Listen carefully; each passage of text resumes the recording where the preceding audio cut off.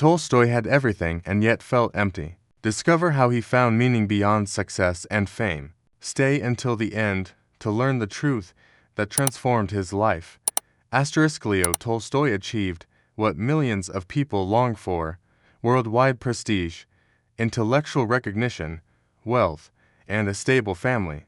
However, at the very peak of his success, he confronted a devastating truth. Nothing he had built managed to silence the emptiness that consumed him every day. His works were acclaimed. His name was already secured in the history of world literature. But his inner life had turned into an arid field where nothing seemed to make sense.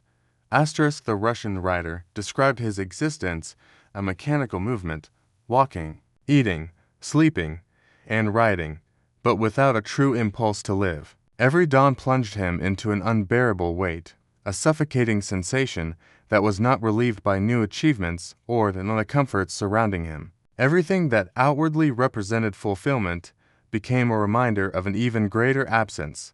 Death followed him like a permanent shadow. No matter how far he advanced or what he achieved, the final destination was always there, lurking with brutal certainty. Awareness of the inevitable pushed him toward an abyss he did not know how to escape. Tolstoy discovered with anguish that every conquered goal was merely a postponement of emptiness, a momentary distraction that ultimately highlighted even more harshly the lack of purpose.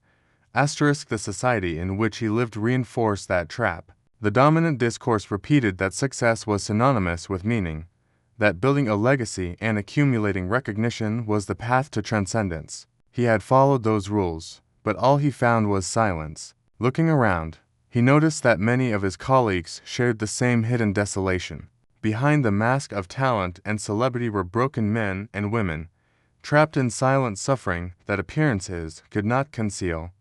Tolstoy understood that the problem was deeper than he had imagined. It was not only his own dissatisfaction, but an entire model of life that turned people into prisoners of hollow goals. Each achievement promised to fill the void, but once attained, everything started again. The wheel never stopped, and with every turn the discontent became more unbearable. Time passed, and with it his sense of loss intensified.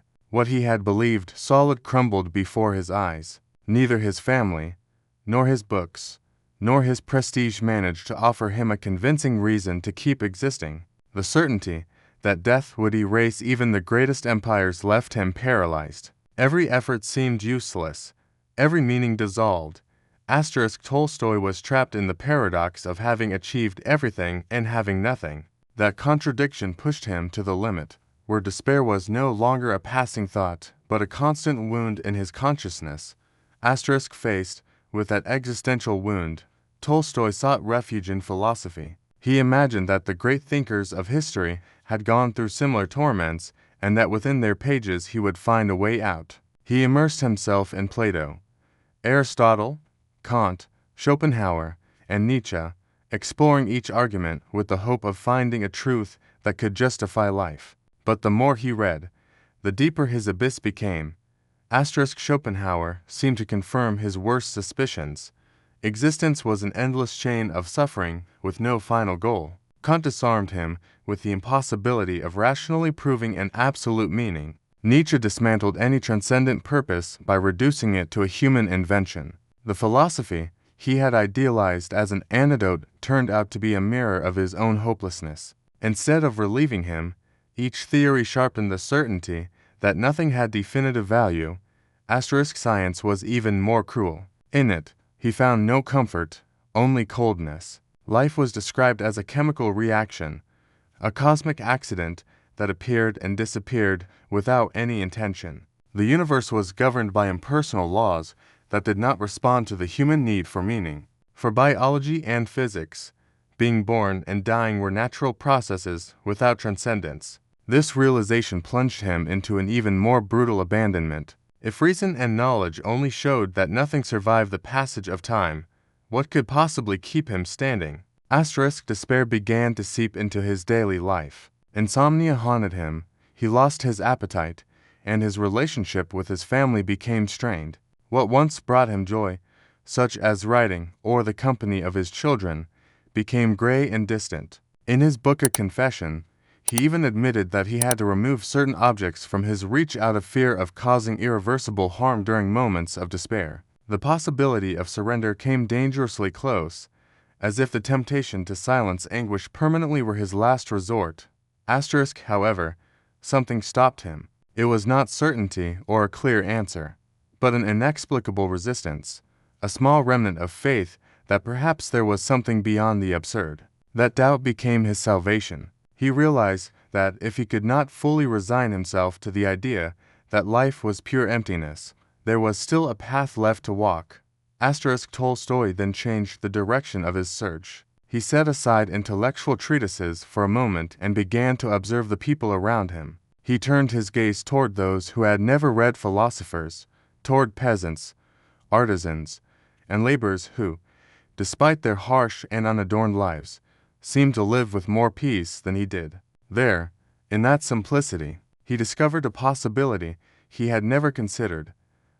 Tolstoy was struck by the contrast between the intellectual life that had consumed him and the serenity of those who barely had enough to survive. The peasants did not speak of Kant or analyze Nietzsche. They did not debate theories. They simply lived. They worked the land, faced adversity with resilience, and found meaning in caring for their families. In them, the emptiness that tormented him did not exist. The revelation was overwhelming, while he, with all his prestige, was lost in endless questions. These people sustained themselves on a silent certainty. They did not seek rational demonstrations. Their sense of life was not an intellectual dilemma, but a daily practice. Tolstoy understood that in simplicity, in surrender to the present, and in acceptance of the inevitable, there was more peace than in all the treatises he had read. The faith he discovered in them was not a rigid dogma or a discourse imposed by institutions. It was a lived trust, tangible in the routine of sowing, in endurance through hardship, and in the conviction that life is worth living in itself. This practical faith confronted him with his error. He had tried to reduce existence to a logical equation, when what truly mattered was to surrender to it honestly. In A Confession, he expressed it plainly. He had demanded proof when what was necessary was feeling. The meaning of life was not in the mind, but in the act of living, in love given without expecting rewards. This understanding transformed him. He renounced luxury, adopted an austere life, and devoted his energies to humanitarian causes. He defended nonviolence, helped peasants and the marginalized, and began to write from a more honest place. Happiness was not in accumulation, but in authenticity. His decision fractured his family. His wife, accustomed to comfort, rejected his new path, and what had been a solid marriage turned into a space of conflict. Tolstoy, however, remained firm. True meaning lay in simplicity and love. In his final years, tension drove him to flee his home. At 82 years old, sick and weakened, he died at a train station, far from the luxury he once possessed. His ending was coherent with his discovery. The meaning of life is not found in reason, but in living authentically, accepting fragility, and sustaining oneself through compassion. That was his greatest discovery, a truth that connected him with what is essential. Tolstoy showed that the meaning of life is not in accumulating achievements, but in living with authenticity and love. Do not forget to subscribe, activate the bell, leave your like, share your reflection, and continue exploring our content.